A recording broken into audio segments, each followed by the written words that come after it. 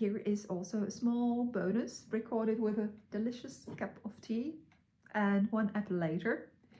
And I thought that I would just provide you with few resources in which you can already start to analyze your career and design your future career. So the first resource, and I mentioned it in my previous video, but I wanted to have it separately so that you can already just get a really fast glimpse into the topic. So the first resource I would recommend is MyIDP. This one is for free, but it's focused on biotechnology.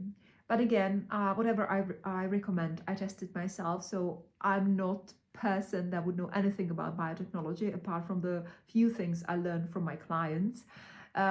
So obviously, when I did the test that you can undergo within the MyIDP, it will tell you that you shouldn't probably, it's not a wise thing to experiment with animals because you don't have any knowledge on that. But you know, I don't mind because I don't plan to do anything like that. I just wanted to see what kind of results I would get or based on those so-called transferable skills which are in common to all research areas. So from this perspective, MyIDP is really useful even for the beginning, just to get input in terms of words and concepts you will work with when it comes to the sections of your project proposal that will be related to career planning.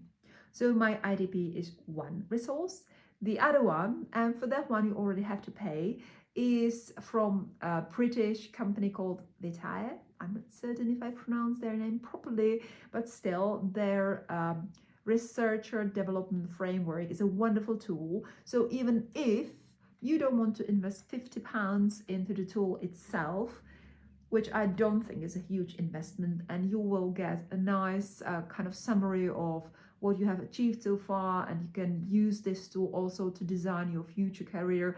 And actually it could be a really nice tool to use when it comes to kind of mapping your career throughout, to keep all the information together and just use it when you need it for writing another project, even for reporting your postdoctoral fellowship. So I think those £50 wouldn't be wasted. Anyway, not paid by them. I just tried it myself, and I think it's one of the clearest, simplest tools that you can use for career planning that are available at the moment. I haven't found anything better suited for researchers than this. And again, if you don't want to invest, just even to look at their scheme is really helpful, because it tells you all that you should probably either at least be aware of or learn about when it comes to successful research career. And again, this is not something theoretical. This concept was created based on research methodologies and in collaboration with successful researchers. So it's something that is being tested by a real life situation. It's not some kind of just theory. It's really practical thing that can help you in designing your future career. And then we get into a kind of more neutral topic that is related both to your career planning and your real life. And that's understanding who you are. Because how frequently you kind of defined or express what are your strengths and weaknesses and all these things. Do you have even names for the traits, your personal traits, and where you think you are strong and good at? If not, there are a couple of tools I'm going to recommend you now. So the first thing, and it's actually something that is not being recommended by many of my psychologist friends. I heard that they don't like this tool that much. But again, this is not to help us with some kind of personal growth. It's just now, at the moment, a valuable tool that can equip us with wordings, concepts, just get us into the language of environment or scientific environment, which we normally are not working with. So now, by means of fun, by means of game, we start to learn about personal traits and how we interact with the environment. And again, it can inspire us when it comes to designing our research career plan in frame of the postdoctoral fellowship. So finally, to mention what it is 16 personalities test. it's really just kind of fun. I wouldn't trust it like 100%. I play with it from time to time because I notice that it's kind of the questions are a bit odd sometimes. They are not fitting to your life, and so you answer some or other way. So to try to test yourself more time might give you a little bit more feedback. Just try it and you will see. I think I got so far about 4 different type of personalities. I don't know. I'm just playing with it because I was genuinely curious how my answers are being affected when I answer the way I normally behave, and when I answer the way the behavior would be more natural to how I feel about life. So that's a great fun. So if you are tired and if you want still learn something, just do this test because it's a really funny thing and it might give you inspiration. The next thing, or the last thing I wanted to recommend in this video, is this wonderful book that is called A Path Through the Jungle. The author is Professor Steve Peters, and he describes in this book in a really digestible way how our brain works and how we interact with the external world.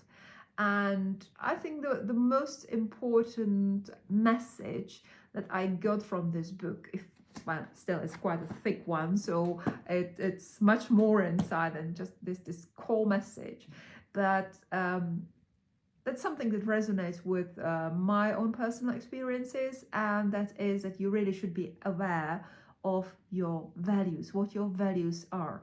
Are you able to create a list of your values?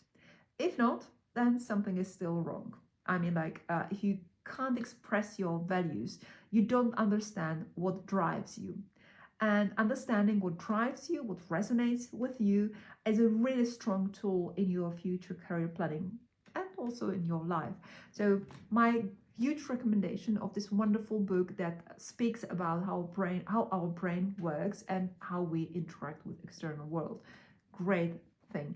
And if you're not a great reader yourself, or if you have enough to read for your research, I highly recommend the audio version of this book, which is narrated by the author and is surprisingly good for the narration being done by author. Most of the times, narration by authors are not that good unless the authors are also professional narrators, like for example, Stephen Fry. He can narrate whatever he writes and it's wonderful.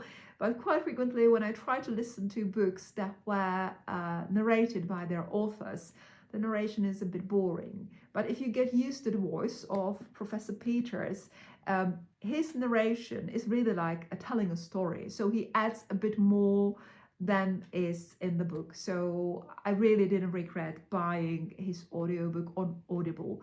Again, something that I would highly recommend. I am a huge fan of Audible, not paid by them, definitely, but because I like to do creative things and creative work, it's always been fun when my sister used to read for me. And now when we are grown up and my sister is not here to read for me, I use Audible whenever I have creative work, and I just want someone to read to me. So I use Audible and, well, learn while I'm doing something with my hands. So again, Audible is a wonderful resource.